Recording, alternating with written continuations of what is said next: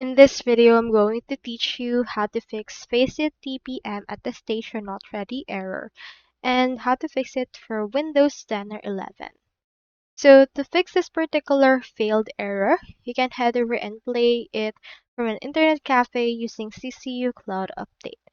So this means that you need to actually reach out to the CCU Cloud Update support to actually use it. If you have a faulty discrete TPM module, you need to actually find it on your motherboard wherein the module is installed because it will be the source of the problem.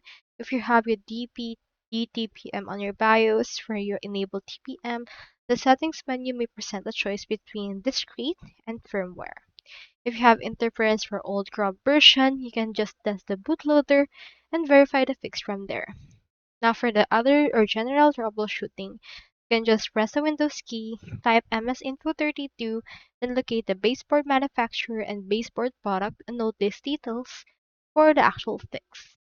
So that's all there is today, and I hope this video helped you out.